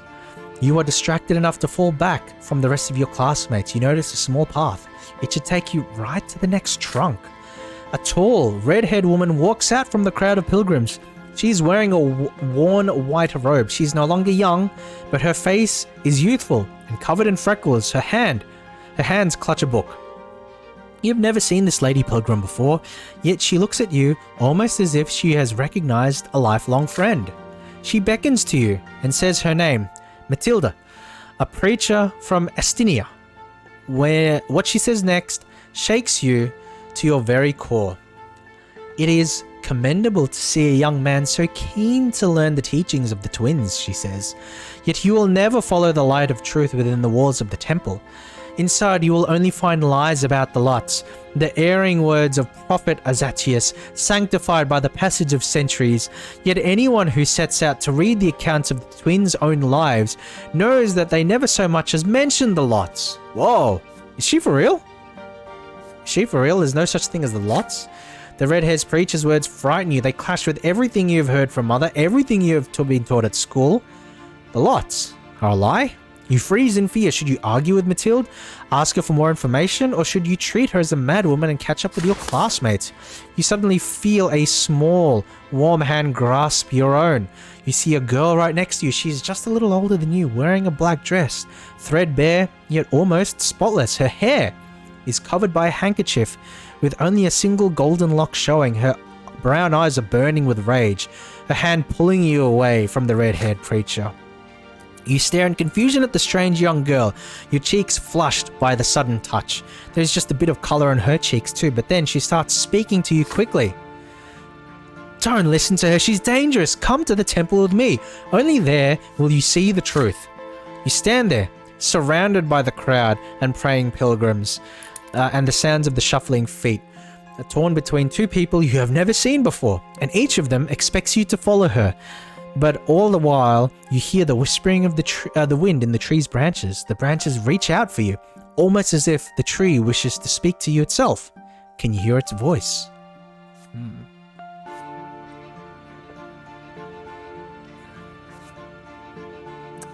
I guess we could leave both of them. Leave both of them. I actually want to follow her to the temple, and the reason I want to follow her to the temple is because I need to catch up with my classmates. I'm going to get in trouble if I don't catch up with the classmates. I want to talk with Thomas about this crazy red-haired woman. You turn your back on the suspicious preacher and follow the girl inside. She introduces herself to you along the way. Her name is Jean. Oh. The temple is filled with light. It is separated by two halves, just like the temple in your district, one for the commoners and one for the nobles. Yet this temple is far more grand than that one. You see two towering statues by the altar, carved with impeccable detail. They depict the twins. The elder bears an empathic smile, and the younger has a stern look about him. They are depicted in garments, frozen in their eternal journey to meet one another. My uncle is one of the priests in this temple. I'm an acolyte. I work in the temple. I help him clean the temple and cook food for the poor. And I also greet the worshippers. People come here all the time. Many are lost and they don't know where to go once they're inside, but nobody should feel lost in this place. The temple is for all estates. Jean's face is no longer angry. The red-haired preacher is long forgotten. She's like a warm ray of light under the roof of the grand, bright temple. You ask her a question. Is she happy in her service to the twins? Man, what is up with Tooru meeting all of these girls and getting infatuated by all of them? What is with Tooru? Have some self-control, Tooru. Of course I am. This is where I belong. Inside the temple, I feel the twins watching... It's kind of creepy, isn't it? I feel the twins watching over me all the time. When I'm with them, I'm never afraid, never sad. She looks at the statues when she mentions the twins and smiles at them as if they are her close friends. Do you feel it too? You too. Oh, turn your eyes to face the twin gods. You feel the eyes of the elder upon you. They feel warm, like a mother's loving words. You feel virtue and order in the eyes of the younger. They feel like father's words of pride and respect. I knew it. I knew you could feel it. It's so easy when you're in the temple. But they watch over us all the time, you know. Just pray from your heart and remember how it feels all the time. Even back home. Even on a long, long journey. Jean's voice is clear and insistent. As you listen to her, you barely touch the palm of your hand that held hers a moment ago. Maybe it's just a delusion.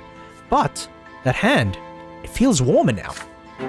You keep looking back at the tree all the way home, but it is not the tree you see. This simp! You see Jean's brown eyes filled with inscrutable wisdom. Okay. Well, we'll need to load up on willpower in a future decision. Another school day has ended. You're making your way home, still mulling over the things you've learned from your teachers. The founding of the empire, the eternal and unshakable rule of a single dynasty, the 3 estates, each with its own rights. And what an odd sort of an order the world has, and yet so mysterious. At least it looks that way when your teachers talk about it. Mother is waiting for you on the porch. She smiles gently when she sees you, and yet her expression still shows great concern. Father left on a trip to several distant Magran towns a few days ago. Since then, Mother has been trying to tell you something, but she seems uncertain. Son, could you put your things away and come pray with me? You join your mother in a prayer to the twins. She prays with fervent sincerity, her head bowed low, reciting the words of obedience to them and their greater design in a barely audible whisper. You repeat after her, just as she has taught you ever since you were a little boy. When the prayer ends, Mother sighs and turns to you. Tooru, my son, you are 13 now. You'll be grown soon. It's time you learned about certain things that are important to our family. Difficult things. It's about your father and me, about our marriage. Oh no! Are they gonna divorce because, like, grandfather wants to force your father to marry a noblewoman? He gazes curiously into Mother's eyes. I'm sure you've wondered before about this. Your father is a nobleman of the mantle, so how could he marry a commoner with another man's child? But you see, Tooru, your father, when his first wife, Amalia Elborn, died, it was a painful blow to him. He lost the will to live, lost all purpose. He felt like his own destiny was cut short that day as well. And then he met me. You know the troubles I had in the past. I went to the prefecture as a petitioner to ask them for help, protection, justice. When I was a young girl, I worked at a small shop that sold crockery and dishes. A nobleman took a liking to me. May his name be forever forgotten. Oh my god! The twins know I was humble and honored. Oh no! Oh god. Poor Lydia. Twins know I was humble and honored his lot to rule. But he took me by force. Mother falls silent, summoning the courage to continue. Oh my god, that's...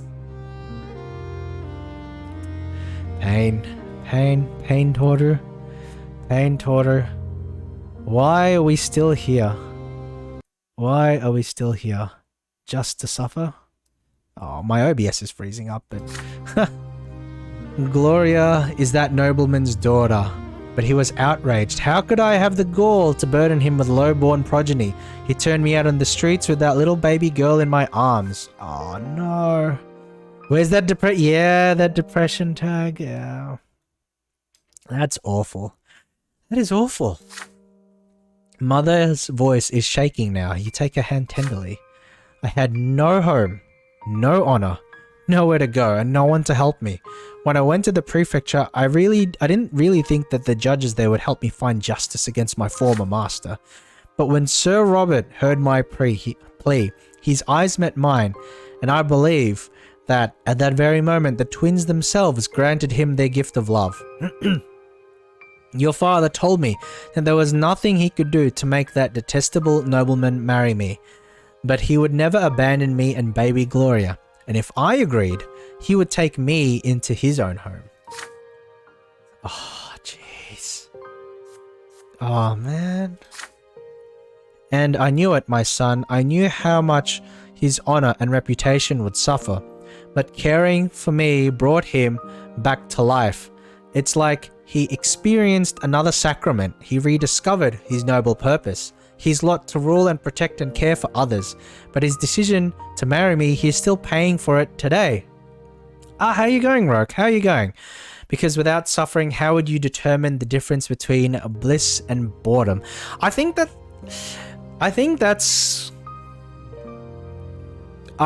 think that is a question to ask, right? Because that speaks to the greater nature of good and evil. Because, like, what is good without the absence of evil, right? And it's like, how do we define these certain things with, you know, how do we define goodness? How do we define bliss? How do we define all of this without something to contrast it with? And like, that's one of the reasons how, so for example, that's one of the reasons why, like, it's commonly asked, right, of religious people, for example, or if you have like spiritual beliefs or that sort of thing, like it's, you know, like, how could God exist if God allows this to happen or that to happen? And like, they're referring to like some terrible traumatic event and you know, terrible things happening in the world. And then it draws back to that, right? Like, it draws back to the idea of like, you know, good and evil both exist to contrast each other and demonstrate what the other is. At least that's like... I'm not a theologian, so my reading of these issues might not necessarily be correct, but that's the way that that's the way I've chosen to interpret it when like religious people try to, like, you know, justify why evil exists in the world, you know? Like, I'm just a turtle. I'm just a turtle. I'm not a theologian, but that's, I think, like, core to the argument that good exists because we have evil, and then it's the capacity for humanity. It's the capacity for humanity to choose good or evil, which composes like the core of what it means to have free will, because you have the capacity to do good and to do evil, and if you're a good person, you will choose to do good. You know, that's the essence of free will. Again, not a theologian. Not a theologian. I'm not pretending I'm like well read on these matters. But that's how I think it goes. But Rourke, how are you going today? How are you going today? Your father had the courage to defy your grandfather, the founder of his bloodline. If only you knew how much he had to endure, my son. If only you knew the despicable rumors we heard about the Brants all over Anazot. It was only thanks to the efforts of Sir Gregor that the Brant bloodline managed to hang on to what little remained of its reputation. And now the noble families have all but forgotten about that scandal. Thank the twins. Mother falls silent. She looks at you intently. Do you understand what she's telling you? She's gonna take Nathan and divorce our father. 100%. That's what she wants to do, because she feels so much shame over bringing his name into disrepute. Oh, man. My son, I'm not telling you this just to share the pain of my past. I have no reason to complain. Even Sir Gregor has accepted me through gritted teeth.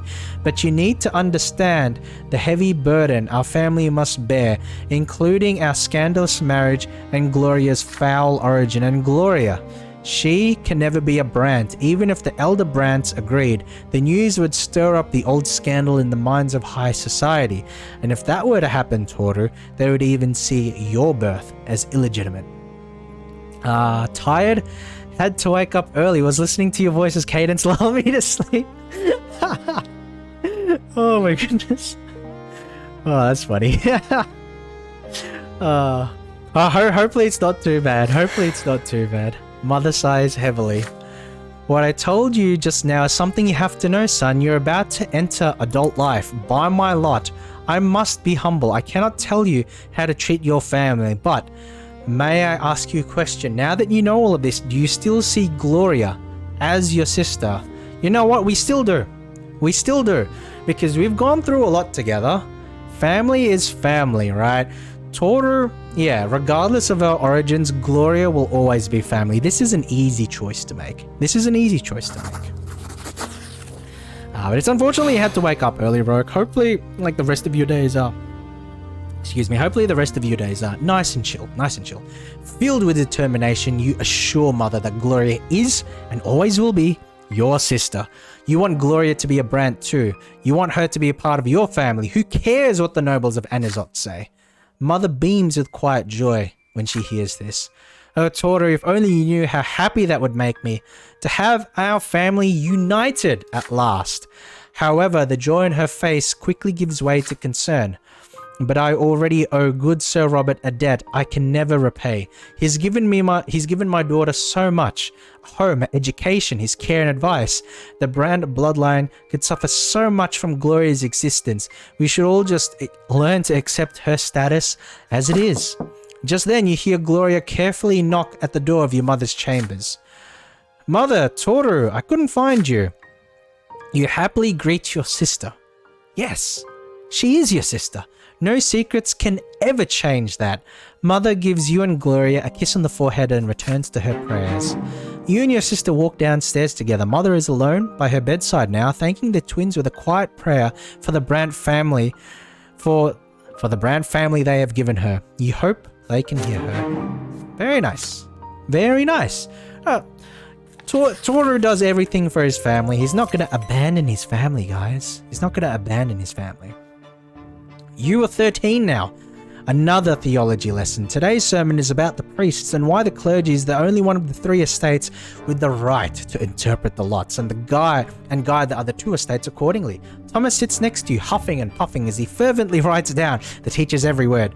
But you've heard all this from Mother so many times before, so you take the moment to daydream a little. Father has promised to take you to the capital once your studies are complete. But the teacher suddenly casts a stern look around the lecture hall and raises his voice at one of your classmates. A boy by the name of Brian jumps out of his seat. The teacher asks him to repeat what he just said. Brian freezes and seems to shrink. He tries to muster a reply, but nothing comes out. The class becomes agitated. Someone's about to get punished. The teacher now looms over Brian. The boy's cheeks are flushed and his eyes are covered in tears. You'll watch as the teacher's iron-bound book as he raises it sharply, about to strike. Then Brian shrieks and raises a hand in front of him. A sudden flash. The teacher screams and buries his face in his arms. His hair is ablaze and his skin is covered in horrible burns. It's magic. Real magic. Just like in the books about the Magra Rebellion. The class freezes in shock. There's a dull thud as the iron-bound book falls to the floor. Brian's hysterical laughter rends the silence. He stands up from his bench, fire in his eyes and sparks on his fingertips. There are screams now. Students run for the door. The teacher tries to extinguish his burning hair. Brian snaps his fingers and the books of Azatius on the desk turn into pillars of flame. He laughs and raises his arms, and the curtains catch fire. This guy's gone mad. The screams grow louder as the fire howls. Brian's face is tense and violent. His mouth is spewing flames, and his whole body is shaking with laughter. He steps towards the door. You and Thomas glance at each other. You gotta stop him. You can't let him out. This guy's a madman. He's going to burn the whole school down. Your friend's determination makes you brave. You run behind Brian and knock him off his feet. You both tumble to the floor, even though his clothes, his body sears your flesh. Brian screams, convulses, and grabs Thomas by the shoulders with his burning hands. Thomas howls, but he stays put and then knocks Brian senseless with several fierce blows to the head. Oh, it's a rough life, man. It's a rough life. Can you imagine? You imagine being a 13-year-old kid, just like in class, and then all of a sudden, some guy just starts shooting fire from his hands and burns down the whole school? Holy shit. I'm gonna make a joke. Well, I was thinking of making a joke, but I won't. It's a little unwholesome. It's a little unwholesome. There are servants fussing around the room now. They put out the fire and take away the teacher, his body covered in horrible burns. You and Thomas remain next to Brian, who is lying on the floor, silent. Oh, Brian's done for. Brian is like, he's burnt away. Soon, 3 men in black cloaks enter the doors of the school, each bearing an edict with silver. The Inquisition! You and Thomas are told to step away from the witch. They lock Brian's neck in a silver collar and take him away. One of the Inquisitors remains to tell the students what happened. That was magic, he explains, the ungodly power that twists the minds of men into savage instruments of murder. That was fucked up, I'm not gonna lie. Only the sacred shackles of silver can hold it at bay. Only the power of the twins can save us all from its evil grasp. The next day, you are forbidden from ever mentioning Brian's name again. He is no more. Oh my goodness.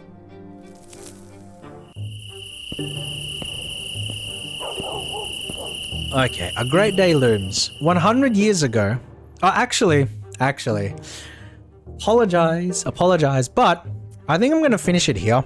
And the reason is because my voice is really starting to struggle at the moment. I've been drinking a decent amount of water to try and keep the throat lubricated and everything so that my voice can keep going, but it really is starting to feel a bit rough right now due to all this reading. Unfortunately, I'm not used to talking all that much because normally I am a quiet turtle. I talk a lot on stream, but normally I am a quiet turtle. So I think I will finish the game for today because it is getting a little much. So we'll go ahead and close the game.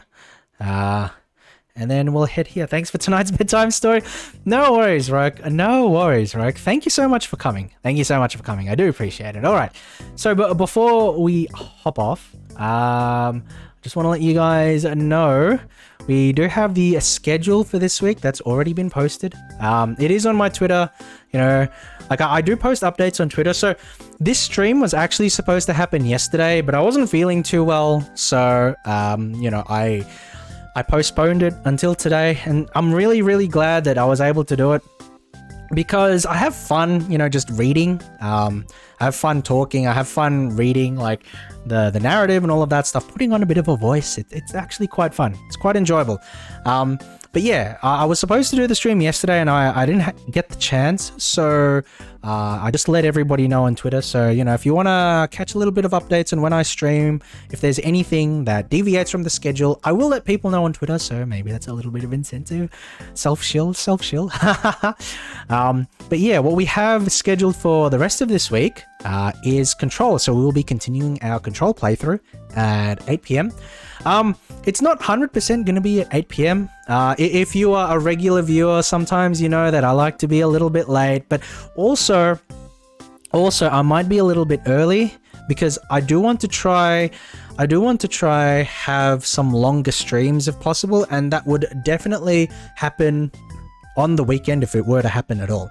So just keep that in mind that I will be streaming Control at 8 p.m. and these times are Australian Eastern Standard Times, so convert it to your local time zone to get the equivalent time for you. But yeah, I may stream tomorrow. I don't know yet. I haven't decided. We'll see. But definitely, as for planned streams, I am planning on streaming some Control. So hopefully you guys are there for that, and we can have a little bit of fun continuing our Control playthrough. I'm almost for the coming weeks, I have a few plans on some non-typical streams. So I might do a little bit of a chatting stream, because there are some topics that I want to talk about, a little bit of a lecture and that sort of thing. I don't know if anybody would be interested. It's just about PC components, specific components. Right now, the GPU, everybody knows the GPU market, graphics card market is really, really bad right now, right? And so what I want to do is a little bit of an in-depth talk on historically how bad are the prices now compared to 5 years ago, compared to 10 years ago. Has the graphics card market ever been this bad before? Do we have any frame of reference for the kind of prices that we're seeing now? And if we do, and if we have a historical frame of reference for the market that we're seeing now, what does that mean going forward? What kind of projections and kind of guesses can we make about what the graphics card is going to look like in 1 month, 2 months, 3 months, 6 months, 1 year, etc. So I want to do a little bit of a talk about that. I have not determined a time yet because I still need to do a lot of research. Just to make sure everything I'm talking about is not utter bullshit.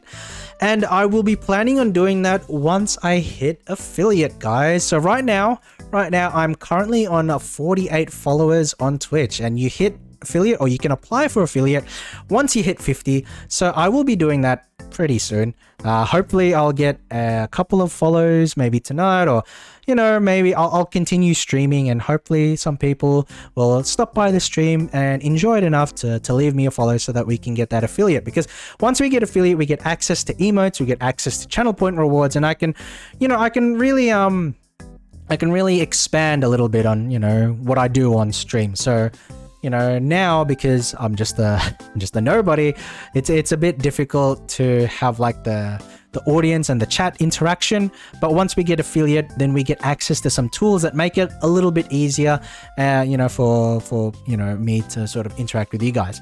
But anyway, that's my plans for the rest of the week and potentially the coming weeks. So I'm going to hop off now. I hope you all have a wonderful day or evening wherever you are right now.